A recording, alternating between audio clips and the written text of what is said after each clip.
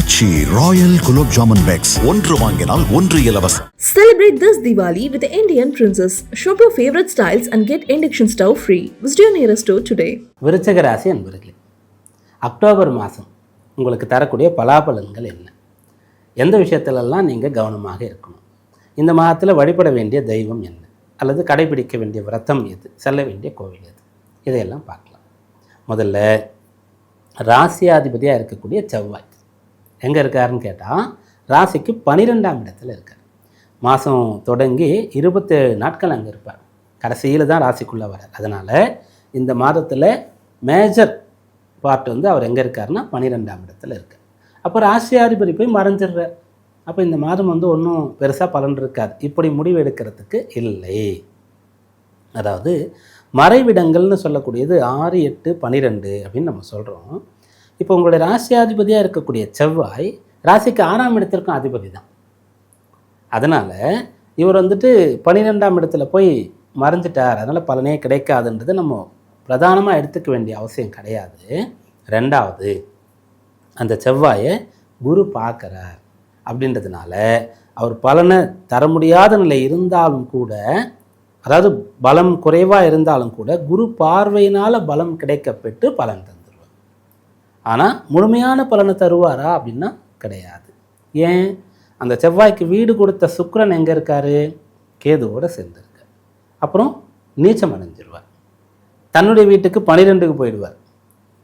ராசியாதிபதி ராசிக்கு 12 இருக்கார். அவருக்கு வீடு கொடுத்த சுக்கிரன் அந்த துலாத்திற்கு 12க்கு போவார். அடுத்து பயிற்சியான பிறகு நீச்சம் அடையும் போது முதல் 10 நாட்கள் 11ஆம் இடத்துல இருப்பார். சரியா? அப்போது இந்த மாதம் உங்களுக்கு பலன் கிடைக்கும். ஆனால் கொஞ்சம் எதிர்பார்த்தத குறைவாக கிடைக்கும், தாமதமாக கிடைக்கும், கஷ்டப்பட்ட பிறகு கிடைக்கும். இதை பலனாக எடுத்துக்கலாம். அது என்ன பலன் அப்படின்னு கேட்டால், ராசியாதிபதி அவரே 6ஆம் இடத்திற்கும் அதிபதி. அப்போ உங்களுக்கு ஒரு கடன் தேவைன்னா நீங்கள் கடனுக்கு அப்ளை பண்ணுறீங்க. ஒரு ஹோம் லோனுக்கு நீங்கள் கேட்குறீங்க. நீங்கள் கேட்குறது ஒரு 50 லட்சம் கேட்குறீங்கன்னு சொன்னால் லோன் சேங்ஷன் ஆகும். 35 லட்சம் தான் சேங்ஷன் ஆகும். ஆனால் உங்களுக்கு எலிஜிபிலிட்டி இருக்கும், 55 லட்சத்துக்கு கூட இருக்கும். ஏதோ ஒரு காரணத்தை சொல்லி கம்மியாக கொடுத்துருவாங்க. அப்போ அந்த நேரத்தில் மிச்சம் படத்துக்கு நம்ம என்ன பண்ணுறது அப்படின்னு நீங்கள் டென்ஷன் ஆவீங்க இல்லையா? அதுக்காக நிறைய பிரயத்தனம் பண்ணுவீங்க இல்லையா? இதை போல் ஒரு பலனானது இருக்கும். இப்போ வேலை தேடுறீங்க, வேலை கிடச்சிரும், வெளியூருக்கு போகுன்னு சொல்லிடுவாங்க. முதல்லலாம் அதை பற்றி எதுவும் பேசியே இருக்க மாட்டாங்க. ஆனால் கடைசி நேரத்தில் ஓகே வேலை இருக்குது, ஆனால் வெளியூருக்கு தான் போகணும், வெளியூரில் இருக்கிற பிரான்ச்சுக்கு தான் போகணும், வேறு டிஸ்ட்ரிக்ட் போகணும், அல்லது வேறு ஸ்டேட் போகணும் அப்படின்னு சொல்லிடுவாங்க. அப்போ அந்த டைமில் நீங்கள் சரி அதை எடுத்துக்கிறதா வேணாமா டைம் கேட்டுட்டு ஃபேமிலிட்டு டிஸ்கஸ் பண்ணுவீங்க. ஓகேன்னு சொன்னாலும் வெளியூரில் போய் இருக்க வேண்டியதாக இருக்கும். இப்படியான பலனாக இருக்கும். சரி, நீங்கள் ஒரு விளையாட்டு வீரராக இருக்கீங்க. அப்போ என்ன பண்ணுவாங்கன்னா உங்களை டீமில் செலக்ட் பண்ணிவிடுவாங்க. ஆனால் ஆடக்கூடிய ஒரு இதில் இருக்க மாட்டீங்க. எக்ஸ்ட்ராவாக கொஞ்சம் பேர் இருப்பாங்க இல்லையா, சப்ஸ்டியூட்டாலாம் வர்றதுக்கு, அந்த இடத்துல நீங்கள் இருப்பீங்க.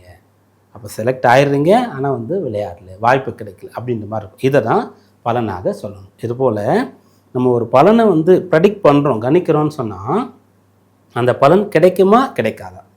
கிடைக்கும்னா முழுசாக கிடைக்குமா, பாதி கிடைக்குமா, எவ்வளோ கிடைக்கும்? கிடைக்காது அப்படின்னு சொன்னாலும் கூட, கிடைக்காம போனால் கூட பரவாயில்ல, கெடுத்துருமா இப்படின்றதெல்லாம் நம்ம ஆராயணும். அப்போ இந்த மாதம் உங்களுக்கு பலன்கள் கிடைக்கும். அப்போ நீங்கள் முதல்ல அந்த மைண்ட் செட் பண்ணிக்கணும். அதாவது நீங்களா அப்படின்னு நினச்சிக்க வேண்டாம், நமக்கு குறைவாக கிடைக்கும் அப்படின்ட்டுலாம். ஒருவேளை அப்படி கிடைச்சா அதை அக்செப்ட் பண்ணிக்கணும். அதுதான் நம்ம இந்த பலன்கள் பார்க்கறதுல இருக்கக்கூடிய ஒரு விஷயம். ரெண்டாவது, முதல்ல தெரிஞ்சுக்கிறோம், ஒருவேளை இது போல் குறைவாக கிடைச்சா என்ன பண்ணுறது, எப்படி மேனேஜ் பண்ணுறது அப்படின்றதுக்கு நம்ம முன்கூட்டியே அதற்கான தயார்படுத்துதலை செய்து கொள்ளும்போது எல்லாத்தையும் ஈஸியாக நம்மளால் மேனேஜ் பண்ண முடியும். இப்போது மழைக்காலத்தில் ஒரு மழை வருது, சாலையில் போயிட்டுருக்கோம், நம்ம பார்ப்போம். நிறைய பேர் நான் 4 வீலர்லாம் காரில் என்ன பண்ணுவாங்கன்னா, அந்த வைப்பர்லாம் ப்ராப்பராக ஒர்க் பண்ணுதா, கிளியராக இருக்கா, மழை வரும்னு சொல்லி ரெடியாக இருப்பாங்க. அதுபோல் 2 வீலரில் போகிறவங்க ரெயின் கோட்டெல்லாம் ரெடியாக வச்சுருப்பாங்க. வெயில் காலத்தில் எதிர்பாராத திடீர்னு ஒரு மழை வருது. அப்போ எல்லாருமே வாகனத்தெல்லாம் நிப்பாட்டிட்டு மழை நிற்கிற வரைக்கும் காத்துட்ருப்பாங்க அல்லது கஷ்டப்படுவாங்க. இப்படித்தான் இந்த பலன் நமக்கு தரக்கூடிய விஷயங்கள்னு சொல்கிறது. அப்போ முதல்ல நம்ம முன்கூட்டியே எடுத்துரைக்கிறோம் இதுதான் அப்படின்றது. நம்ம அந்த ஜோதிட சாஸ்திரத்தை நமக்கு சித்தர்கள் ரிஷிகள் அருளி இருக்கிறார்கள்.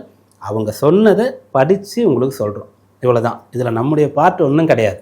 நம்ம அதை படித்து சொல்கிறோம். இப்போ நம்ம கூகுளெல்லாம் போகும்போது ஏதாவது ஒன்று சர்ச் பண்ணணும்னு சொன்னால் அதை முதல்ல என்ன பண்ணணும்னா நாமளே படிச்சுட்ருக்கோம். இப்போ அந்த இடத்துல படிக்கிறதுக்கான ஒரு ஆப்ஷன் இருக்குது. அதை தொட்டுட்டோம்னா அதுவே படிச்சுட்ருக்கோம். அப்போது அந்த படிக்கக்கூடிய ஏஐக்கு ஒன்றும் தெரியாது. அது அங்கே இருக்கிறத சொல்கிறதுக்கான ஒரு சிஸ்டம் ஃபார்மெட் வந்து அதில் செய்யப்பட்டு இருக்கிறது. அதுபோல் நம்ம சித்தர்கள் ரிஷிகள் அருளி இருக்கக்கூடிய அந்த ஜோதிட இலக்கணத்தை விதிகளை படிச்சுட்டு இது நடக்க போதுன்னு சொல்கிறோமே தவிர பர்சனலாக நமக்கு வந்து இவங்களுக்கு சிறப்பாக சொல்லணும், இவங்களுக்கு சாதகமாக சொல்லக்கூடாது, இவங்களுக்கு பரிகாரம் சொல்லணும் அப்படின்ற ஒரு விஷயம்லாம் கிடையாது. அதனால் இதை நீங்கள் புரிஞ்சுக்கணும். எதனால் இவ்வளோ விளக்கங்கள் விருச்சிகத்துக்கு கொடுக்குறோன்னா நீங்கள் கொஞ்சம் எமோஷனல் ஆகிடுவீங்க. நீங்கள் வந்து கஷ்டப்படணும், கொஞ்சம் லேட்டாக கிடைக்கும், குறைவாக கிடைக்கும்னாலே உடனே நீங்கள் எமோஷனல் ஆகிடுவீங்க. அதனால் உங்களுக்கு இந்த விளக்கம்லாம் கொடுக்குறோம். ஸோ ஏற்றுக்கொள்ளுங்கள். அப்போது செவ்வாய் பற்றி பார்த்துட்டோம். சூரியன் யார் உங்கள் ராசிக்கு அப்படின்னு பார்த்தா அவர் வந்து ஜீவனாதிபதி, 10ஆம் இடத்திற்கு அதிபதி. அப்போ உங்களுக்கு வேலைலாம் வந்து அவ்வளோ பவர்ஃபுல்லான நல்ல ஜாப் கிடைக்கணும். விருச்சிக லக்னம் ராசியில் பிறந்த நிறைய பேர் வந்து டிஃபென்ஸில் இருப்பாங்க, நிறைய பேர் வந்து இது போல் போலீஸில் இருப்பாங்க, யூனிஃபார்ம் சர்வீஸில் இருப்பாங்க, நிறைய பேர் வந்து இந்த ஆளுமையாக இருக்கக்கூடிய சிவில் சர்வீஸ் இதிலெல்லாம் பதவியில் இருப்பீங்க. அந்த அளவிற்கு உங்களுக்கு மிகச்சிறந்த வேலைலாம் கிடைக்கணும். அப்படிப்பட்ட சூரியன் மாதம் தொடங்கும்போது 11ல் இருக்கார். ஓகே, நல்லா இருக்குது. செகண்ட் ஆஃப் 12ஆம் இடத்திற்கு வந்துடுறார். 12க்கு வந்து மறைஞ்சி ராசியாதிபதி மறைஞ்சு இருக்கும்போது அவரோட சேர்ந்துன்னு மறைஞ்சி நீச்சமும் ஆயிடுறாரு. வீடு கொடுத்த சுக்கிரனும் மறைஞ்சிடுறாரு. ஆனால் குருவால் பார்க்கப்படுறார். அதனால் குரு வந்து அஷ்டமத்துக்கு போயிட்டாரேன்ற ஒரு கவலை உங்களுக்கு இருந்ததில்ல. அஷ்டமத்துக்கு போனதுனால தானே அவர் இவங்களெல்லாம் பார்க்குறாரு, உங்களுக்கு பலன் கிடைக்குது. இதுதான் எல்லா கெட்ட விஷயத்திலும் ஒரு நல்ல விஷயம் இருக்குன்றது இதுதான். குரு எப்படியும் ஒருத்தருக்கு வந்து நல்லது பண்ணிடுவார் அப்படின்னு சொல்கிறதுக்கு காரணமும் இதுதான். அதனால் சூரியனுடைய கதி மாதத்தினுடைய செகண்ட் ஆஃப் வந்து உங்களுக்கு சாதகமாக இல்லை, சுமாராக தான் இருக்குது. அடுத்ததாக புதன் வந்து 12 இருக்கார். இதனால் நல்ல பலன் தான். அஷ்டமாதிபதி 12ல் இருக்காருன்னு எடுத்துக்கலாம். பிறகு ராசிக்கு வரும்போது லாபாதிபதி இருக்காருன்னு எடுத்துக்கலாம். அஷ்டமாதிபதி வந்து ராசியில் இருக்கார் அப்படின்னு எடுத்துட்டாலும் கூட புதனாக இருக்கிறதுனால ஒரு நிபுணத்துவம்லாம் வந்துடும். ஈஸியாக ஒரு விஷயத்தை புரிஞ்சுக்கிறது, பிறரை வந்து ஸ்டடி பண்ணிடுறதெல்லாம் உங்களுக்கு தெரியும். புதனால் பெருசாக உங்களுக்கு பாதகம் இல்லை. சுக்கிரன் தான் வந்து இந்த செவ்வாய் ராசி அதிபதி, சூரியனுக்கு வீடு கொடுத்தவர். சூரியன் வீட்டில் கேதுவோடு இருக்கார், அப்புறம் நீச்சம் அடைகிறான்னு பார்த்தோம் இல்லையா. சுக்கிரன் யாருன்னா 7ஆம் அதிபதி. அப்போ மனமானவர்கள், விருச்சிக ராசி அன்பர்கள், மனமானவர்கள் வாழ்க்கை துணை நலனில் அக்கறை எடுத்துக்கொள்ளணும். நீங்கள் கணவனாக இருந்தால் மனைவி ஆரோக்கியமாக இருக்காங்களான்னு பாருங்கள், சந்தோஷமாக இருக்காங்களான்னு பாருங்கள். மனைவியாக இருக்கும் பட்சத்தில் கணவனுடைய ஆரோக்கியத்தில் அக்கறை எடுத்துக்கொள்ளுங்க.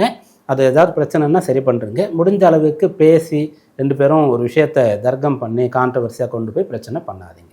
இதெல்லாம் கவனத்தில் கொள்ளுங்கள். சாதகமான விஷயம் என்னென்னா எல்லா பலனும் கிடைக்கும், லேட்டாக கிடைக்கும், குறைவாக கிடைக்கும், அவ்வளோதான். அப்போ அதற்கு தீர்வு என்ன அப்படின்னு பார்க்கும்போது முருகப்பெருமானை பிடிச்சிக்காங்க. இது வந்து தீபாவளிக்கு அடுத்த நாள் அமாவாசையிலிருந்து அதுக்கு அடுத்த நாள்லேருந்து ஸ்கந்த சஷ்டி விரதம் ஆரம்பிச்சிடும்.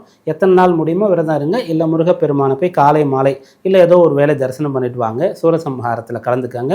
முருகப்பெருமானுக்கு வந்து சூரசம்ஹாரம் முடிஞ்ச பிறகு திருக்கல்யாணம், அந்த கல்யாண உற்சவத்தில் கலந்து கொள்ளுங்கள். முடிஞ்ச கைங்கரியம் பண்ணுங்கள். அக்டோபர் மாதம் சாதகமாக